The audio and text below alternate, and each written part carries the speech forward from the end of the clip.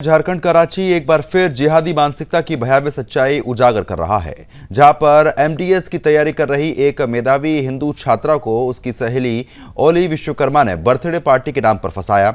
बता दें कि ओली विश्वकर्मा को भी इन जिहादियों ने ब्रेन वॉश करके अपने साथ शामिल कर लिया था, जिसके बाद उसने पिज्जा और केक में नशीला पदार्थ मिलाकर हिंदू छात्रा को बेहोश किया। फिर बेहोशी की हालत में मोहम्मद दानिश नाम के जिहादी ने उसके साथ दुष्कर्म किया। पूरी साजिश में सहेली की सक्रिय भूमिका बताई जा रही है। ये कोई साधारण अपराध नहीं बल्कि लव जिहाद और नशीले पदार्थों के जरिए हिंदू बेटियों को निशाना बनाने की सोची समझी जिहादी रणनीति है। पुलिस ने 3 आरोपियों को गिरफ्तार कर लिया है। आपको बता दें कि मोहम्मद दानिश लोअर बाजार थाना क्षेत्र का मोहम्मद फहद मलिक और आपको बता दें कि जगन्नाथपुर थाना क्षेत्र की ओली विश्वकर्मा, दानिश और फहद मलिक बंगाल भागते हुए खड़गपुर से पकड़े गए हैं। एक और जिहादी शादाब अभी फरार है, जिसकी तलाश लगातार पुलिस कर रही है। छापेमारी भी हो रही है। ये घटना हिंदुओं के लिए चेतावनी है कि शहरी इलाकों में जिहादी तत्व किस कदर घुसपैठ कर हिंदू बेटियों की इज्जत पर हमला बोल रहे हैं। हिंदू लड़कियों को पार्टी के बहाने बुलाना, नशीला पदार्थ मिलाना, बेहोश कर सामूहिक दुष्कर्म करना और फिर भाग जाना, यही जिहादी टेम्पलेट बार बार दोहराया जा रहा है। रांची जैसे शहरों में जिहादी नेटवर्क से जुड़े तत्व खुलेआम घूम रहे हैं। फिलहाल पुलिस की कार्रवाई जारी है और जल्द से जल्द जिहादियों की गिरफ्तारी की उम्मीद है।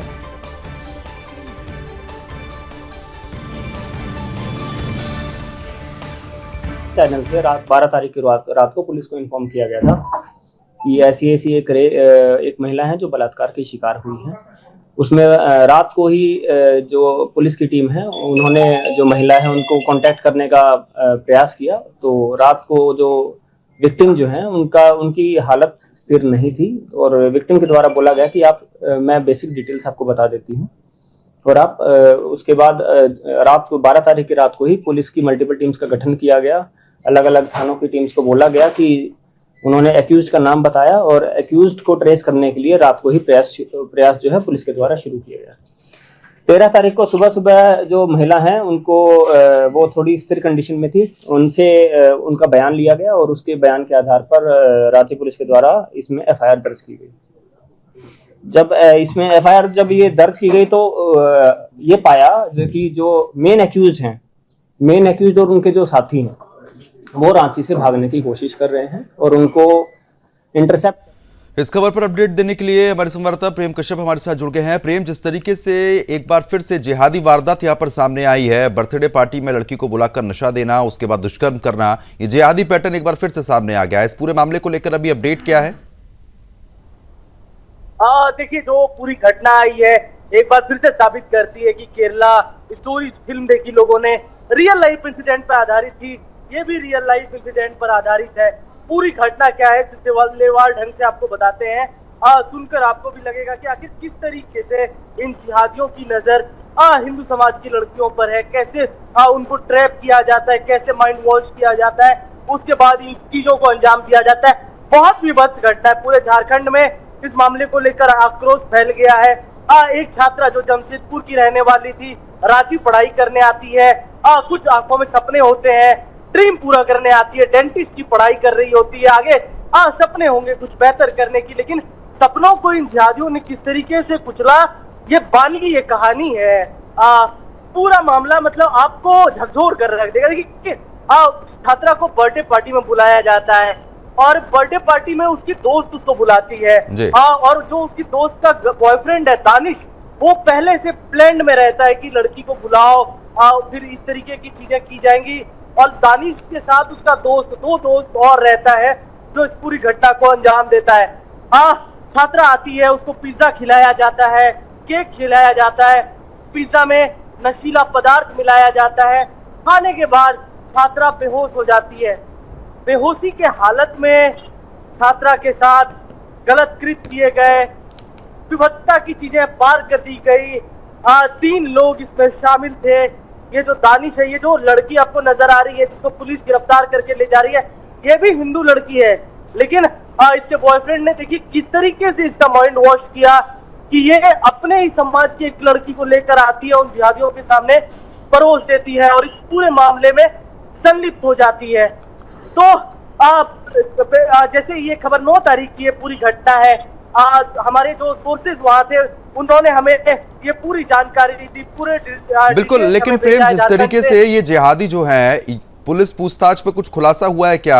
ऐसा ये कितनी और लड़कियों के साथ कर चुके थे, क्योंकि ये पूरा गिरोह बना के जिहाद फैला रहे हैं? ये सोच है, ये मानसिकता है। इसको आप क्राइम से जोड़कर देखना कि ये घटना घट गई, ये घटना नहीं घटी है, बल्कि ये सोची समझी एक साजिश है, इन जिहादियों की सोच है। और इस सोच का मुआयना ये सदैव पेश करते रहे। मतलब आप सोचिए, दुष्कर्म करने के बाद ये सब के सब बंगाल फरार हुए। बंगाल से गिरफ्तार किया है रांची पुलिस ने। रांची पुलिस बंगाल जाती है, पता चलता है ट्रेस करने के बाद 2 आरोपियों को बंगाल से गिरफ्तार किया। ये जो दानिश जिसकी तस्वीर चल रही है, इसको बंगाल से गिरफ्तार किया गया। इनको पता था बंगाल जाएंगे सेफ रहेंगे, लेकिन मामला इतना तूल पकड़ा। भारतीय जनता पार्टी ने भी इस पूरे मामले को वहां पर झारखंड के अंदर बहुत ही स्फूर्ति से उठाया। पूरा मामला आक्रोशित हो गया। हिंदू समाज इसके लिए लड़ाई करने के लिए सड़क पर उतरा। तो सुदर्शन न्यूज ने भी इस खबर को प्रमुखता से दिखाई है।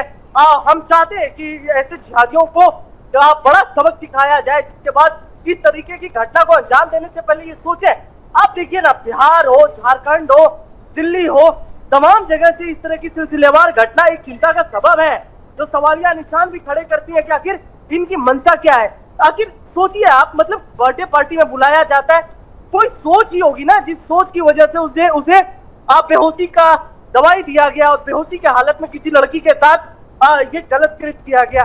तो ये अमानवीय है। प्रशासन से भी, भारतीय जनता पार्टी के भी हमारे जो वहाँ के लोग हैं, जिन्होंने हमें ये खबर जिन्होंने मुझे भेजी है, उनसे भी हमने कहा, हमने अपील की कि आप लोग इस पे आंदोलन कीजिए, इन जिहादियों का इनकाउंटर करवाइए। इनकाउंटर के अलावा इनका कोई हल नहीं है, इनका कोई सॉल्यूशन नहीं है। ये सोच, आप सोचिए, वो लड़की मेडिकल की पढ़ाई करने आई थी। उसके ड्रीम्स होंगे, उसके घर परिवार जमशेदपुर से उसको पढ़ने के लिए यहाँ भेजे थे। अब किस हालत में है वो बच्ची, देखिए। बिल्कुल, सख्त से सख्त कार्रवाई यहाँ पर होनी चाहिए। लेकिन प्रेम, जो आरोपी एक फरार बताया जा रहा है, उसके बारे में अभी क्या पता लग पा रहा है? पुलिस क्या कुछ कह रही है? फिर से आप अपने सवाल को रिपीट कर सकते हैं? प्रेम, जो आरोपी एक फरार है, उसके बारे में क्या कुछ पता लगा है? पुलिस का क्या कहना है, कब तक गिरफ्तारी हो जाएगी? निश्चित तौर पर 2 आरोपियों को गिरफ्तार किया गया बंगाल से। तीसरे आरोपियों के लिए लगातार दबिश दी जा रही है। उसके बारे में पता लगाया जा रहा है। अभी तक उसकी कल हमने इस खबर को लगभग 3 बजे सारे अपडेट के साथ, रात में मतलब 3 बजे सुबह हो जाती है, हमने इसको कलेक्ट किया था। उसके बाद हमने सुदर्शन न्यूज पर इसको चलाया। अब तक तीसरे आरोपी का गिरफ्तारी नहीं हो पाया है, लेकिन पुलिस महकमे में ये बातें हैं कि हम दबिश दे रहे हैं, लगातार दबिश दे रहे हैं, तीसरे आरोपी की भी गिरफ्तारी हो जाएगी। लेकिन गिरफ्तारी समाधान नहीं है, वही बात फिर से रिपीट करने की।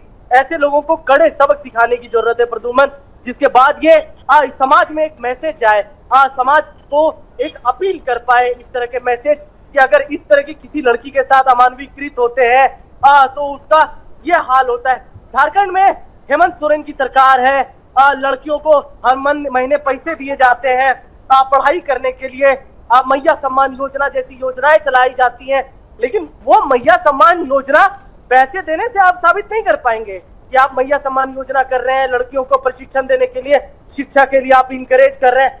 आपको लड़कियों की सुरक्षा पर काम करना होगा, तभी आप इन चीजों का समाधान कर पाएंगे।